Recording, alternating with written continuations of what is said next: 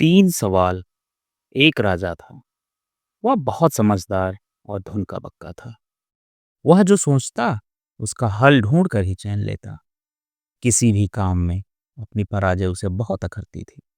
वह सोचता क्या उपाय किया जाए जिससे वह कभी ना हारे। एक दिन उसके मन में तीन सवाल उठे। पहला सवाल था किसी कार्य को करने का सही समय कौन सा होता है। दूसरा सवाल था किसकी बात सुननी चाहिए और किसे टालना चाहिए। और सबसे बड़ा तीसरा सवाल था सबसे आवश्यक कार्य कौन सा है। अपने इन तीन सवाल का उत्तर पाने के लिए राजा ने अपने राज्य में घोषणा करवाई। जो भी इन तीन सवाल का उत्तर देगा उसे यथेष्ट पुरस्कार दिया जाएगा। यह घोषणा होते ही दूर दूर से लोग राजा के पास आने लगे। पहले प्रश्न के उत्तर में कुछ लोग ने कहा किसी कार्य को शुरू करने से पहले सोच लेना चाहिए कि कार्य कितने दिन या महीने में पूरा होगा। फिर कार्य करने का समय और तरीका निश्चित करना चाहिए और उसी के अनुसार कार्य करना चाहिए। ठीक समय पर कार्य पूरा करने का सही तरीका यही है।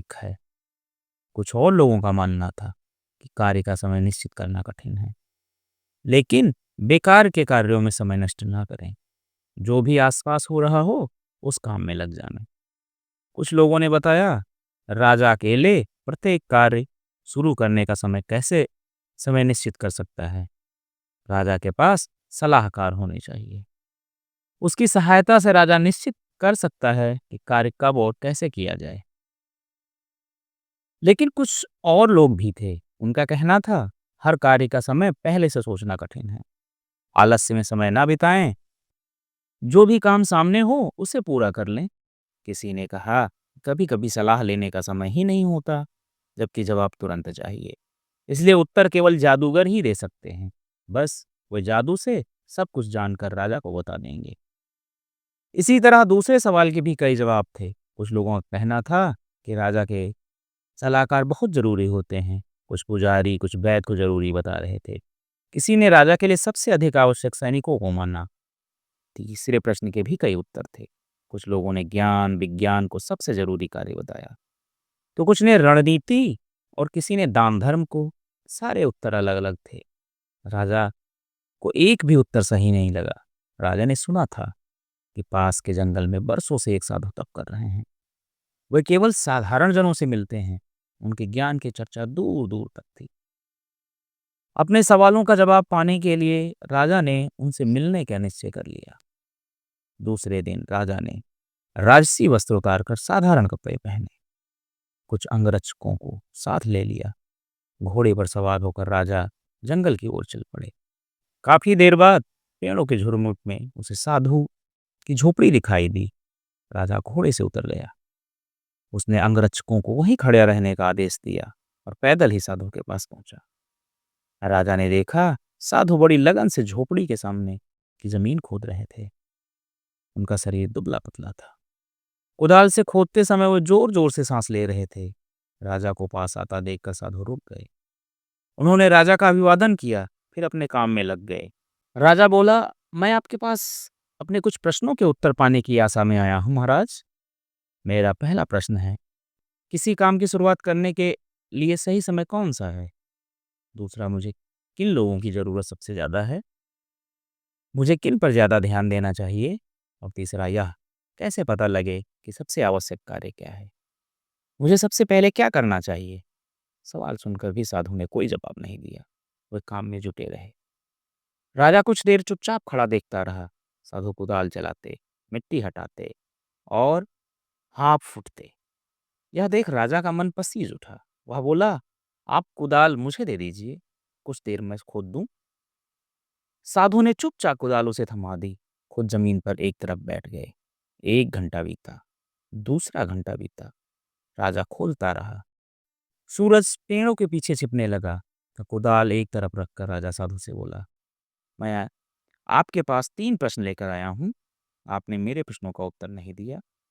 यदि आप मेरे एक भी प्रश्न का उत्तर नहीं जानते तो मुझे बताएं, मैं लौट जाऊंगा। इतना सुनकर भी साधु चुप रहे।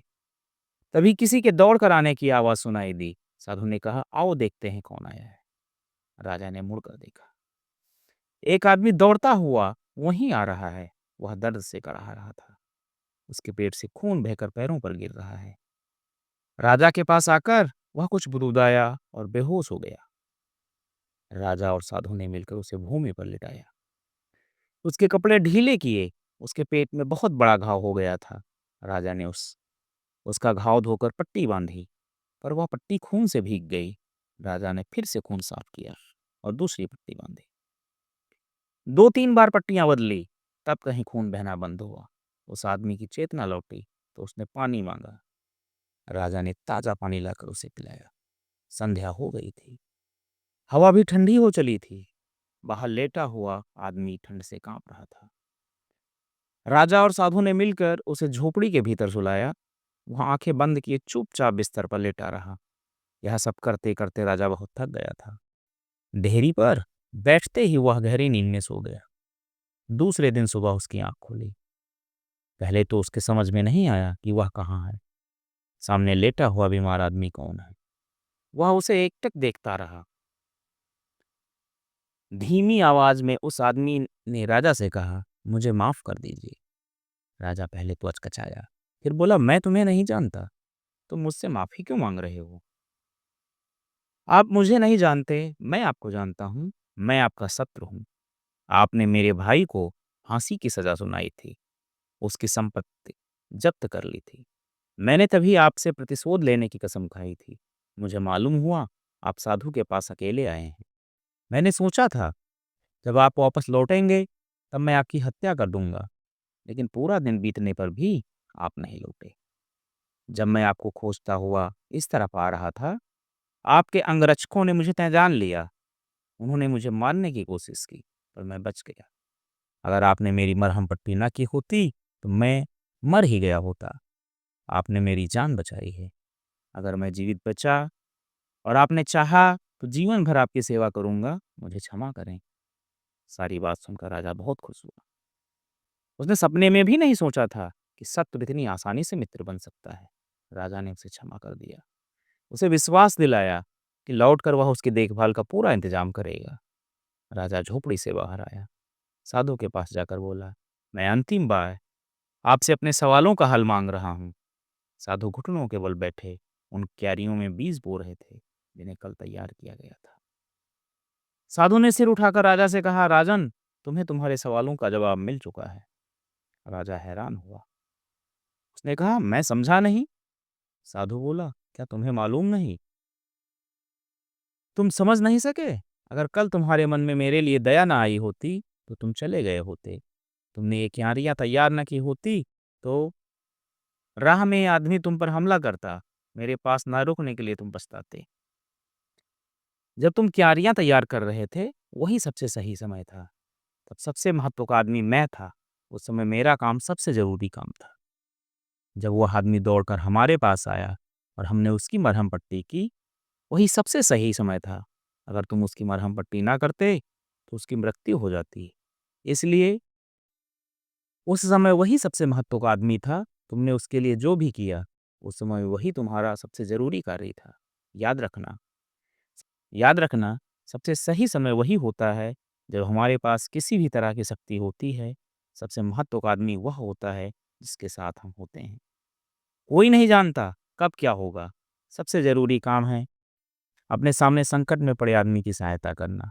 हमें जीवन इसलिए मिला है कि दूसरों के काम आए। इसी में जीवन की सफलता है। इतना कहकर साधु चुप हो गया। साधु का उत्तर पाकर राजा को संतोष हुआ। राजा ने आदर से उनको प्रणाम किया और उनसे विदा लेकर अपने महल की ओर चल पड़ा। दोस्तों, यदि कहानी पसंद आई हो तो हमारे चैनल को लाइक, सब्सक्राइब और शेयर करें। और ऐसी बहुत सारी पौराणिक कहानियाँ हमारे चैनल पे हैं, उनको देखें और अपने बच्चों को दिखाएं और अपना ज्ञानवर्धन करें। और ऐसे ही प्यार बनाए रखें। धन्यवाद।